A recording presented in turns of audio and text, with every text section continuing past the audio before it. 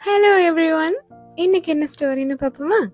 ஒரு பெரிய காட்டில் சிக்கு என்ற அழகான அணில் வாழ்ந்து வந்தது. அந்த காடு ஒரு காலத்தில் மிகவும் பசுமையாகவும் செழிப்பாகவும் இருந்தது. ஆனால் இப்போது வந்த கோடை காலத்தினாலும் வெயிலின் தாக்கம் அதிகமானதாலும் காடு மிகவும் வறண்டு போய்விட்டது. மரங்கள் இலைகளை இழந்தன, நிலம் கூட பிளந்து விட்டது. விலங்குகளுக்கு உணவில்லாமல் மிகவும் கஷ்டப்பட்டனர். ஒரு நாள் சிக்குவிற்கு ஒரு சிறிய விதை கிடைத்தது. சிக்கு சிந்தித்தான், இதை நாம் நட்டு வைத்தால் ஒருவேளை மரம் வளருமா என்று. பிறகு அதை ஒரு சிறிய குழி தோண்டி நட்டும் வைத்தான்.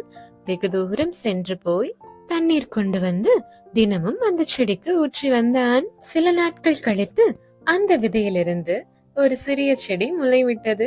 அதை பார்த்து சிக்கு மிகவும் சந்தோஷப்பட்டான். மற்றும் அவனின் நண்பர்களும் நாங்களும் உனக்கு உதவுகிறோம் சிக்கு என்று கூறி அன்றிலிருந்து பறவைகள் விதைகளை எடுத்து வந்தன. முயலும் மானும் அதை நட உதவினார்கள்.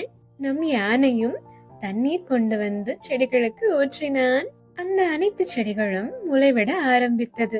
அப்பொழுது நம் யானை யோசித்தான், தண்ணீர் கொண்டு வர வெகு தூரம் செல்ல வேண்டியுள்ளதே என்று யோசித்து நிலத்தையே பிளந்து சிறு ஓடையை அமைத்து விட்டான். பின்பு அந்த காட்டில் தண்ணீர் பிரச்சனையும் சரியாகிவிட்டது. தண்ணீரின் சக்தியினால் அனைத்து மரங்களும் செடிகளும் பசுமையாகவும் செழிப்பாகவும் வளர தொடங்கியது.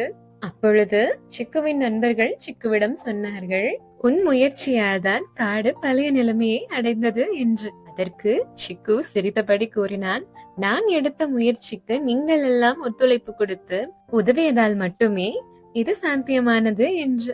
அதை புரிந்து கொண்ட மற்ற விலங்குகள் ஒற்றுமையாகவும் சந்தோஷமாகவும் அந்த காட்டில் வாழ்ந்தனர். கதையின் நெறி: நாம் அனைவரும் ஒன்றாக செயல்பட்டால் எல்லா பிரச்சனையையும் தீர்க்க முடியும்.